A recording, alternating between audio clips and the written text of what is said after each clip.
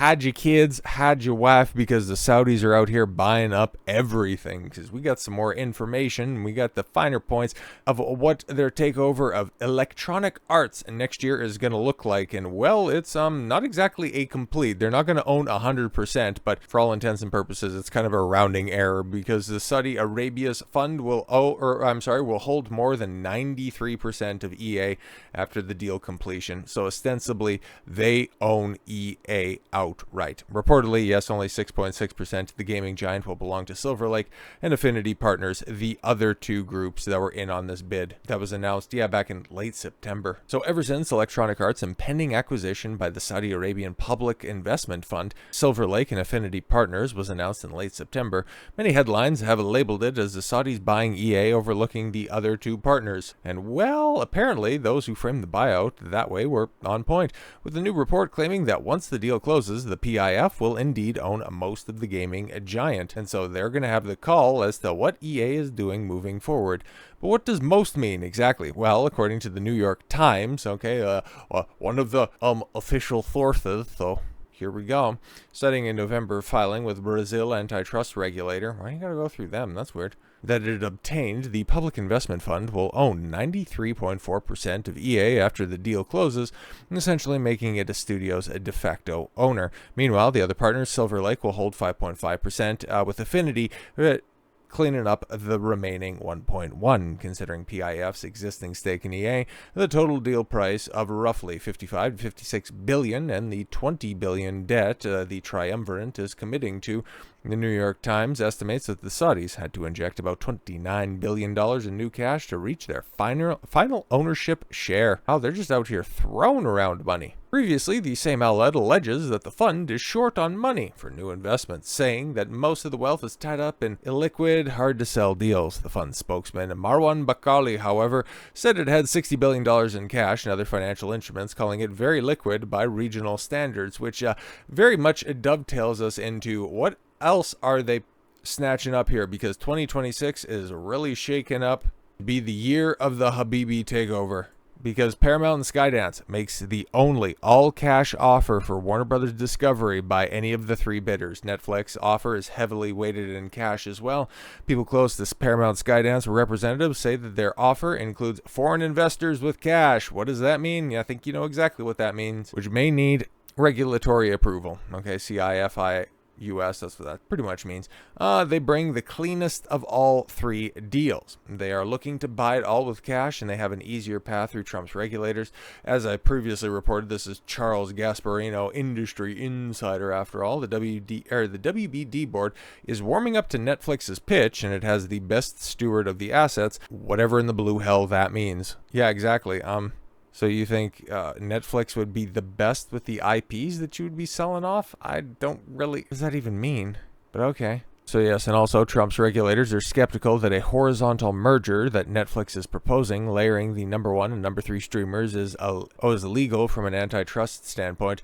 They remind me that the AT&T Warner Media merger, okay, that was successfully defended in court against Trump back during his first term, was a vertical merger, which has always been less of an antitrust concern. Comcast and Brian Roberts will have to come to the table with more money, because it looks like now, okay, after the second round of bids have been submitted earlier this week, the hierarchy has definitely shifted. Where Comcast was a comfortable second and Netflix was on the outside looking in, things have swapped around a little bit. And yes, the hope that Trump forgets that about MSNBC to make it through round 2 of the bidding, plus the balance sheet restrained. Most people involved in the process believe that things go to round 3 of bidding, but also that Warner Brothers Discovery Board has been very tight-lipped, so anything is possible, like an imminent decision. Yes, because for all of the reporting that has been happening so far, and all of the additional parties that are beginning to come to light, once again, we're hearing that Paramount Skydance's latest bid for Warner Brothers Discovery, backed by 3 Middle Eastern wealth funds. No, bro, it was just a rumor. I don't know why you're getting so excited about that. But where it comes from official sources, yeah, Warner Brothers board haven't said word one. But anyways, let's continue here. The second round of offers for all or part of Warner Brothers Discovery are in from Paramount Skydance, Netflix, and Comcast, and the new higher offer for all of Warner Brothers Discovery from David Ellison's Paramount is backed in part by the sovereign wealth funds of Saudi Arabia, Qatar, and Abu Dhabi, sources tell Variety. The dollar amounts of the higher bid submitted December 1st from Paramount Skydance, which wants to buy all of it. They want all of WBD, or from a Netflix or Comcast, which only want the Warner Brothers studios and streaming business, not the linear TV assets. Interesting. Okay, it's a little bit more information I think we knew, but there it's clarified, so that makes sense. Could not be learned. Paramount's latest all-cash offer is still mostly backed by the Ellison family. Specifically, yes, Larry Ellison, one of the top 25 richest men in the world, and includes financing from Redbird Capital, Apollo Global Management, and others.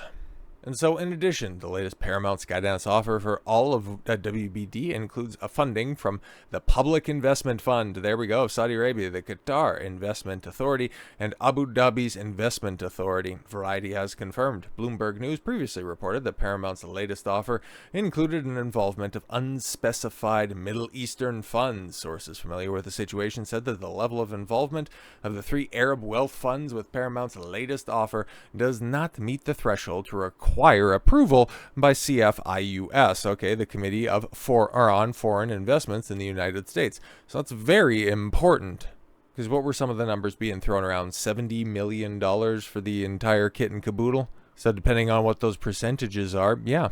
Unlike with the EA deal, the Saudis and the Qataris and the Abu Dhabians, is that the proper name for the denim? I don't know, I'm not entirely sure. They just simply want a seat at the table. They don't want the whole table. Yes, meanwhile, Netflix's higher second-round bid for Warner Brothers, comprising HBO Max and the WB Studios operations, was mostly cash, according to reports from Bloomberg and the Wall Street Journal. They must be flush with it after Stranger Things' record-breaking performance, sort of. Comcast also entered a new bid for Warner Brothers, Variety confirmed. Netflix was told the WBD that if its bid is successful, the streamer would honor Warner Brothers' deal to distribute films in theaters, despite Netflix's historical opposition to release in theaters.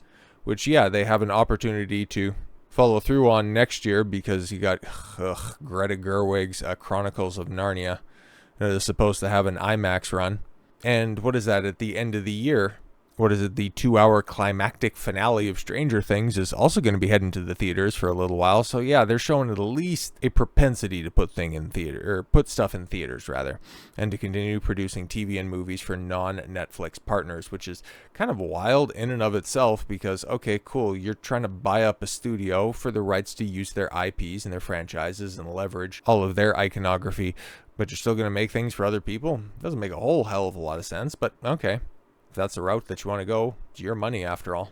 The reps for Paramount Skydance, Netflix, and Comcast declined to comment. Warner Brothers Discovery rep did not respond to requests for comment. Variety last month reported that Paramount Skydance was assembling a bid for Warner Brothers Discovery with the backing of three Middle Eastern wealth funds. Yes, the Paramount non-binding bid of $24 per share for all of Warner Brothers Discovery and Paramount Skydance submitted November 20th did not involve the three Arab wealth funds, sources clarified, but they were just simply circling the wagons for this opportunity, which now seems to be very legitimate, very real, and at this point in time, it's kind of simply a matter of time before Paramount does buy out Warner Brothers, because yeah, they want everything, and Warner Brothers wants to sell everything, so that just seems like a natural fit. And when it comes to entertainment companies consolidating, conglomerating, merging, and folding in on one another, well, you can go ahead and rely on for the next 2 years to come that whenever dollar amounts like this are being thrown around, our friends in the Middle East will not be far away. And you know what?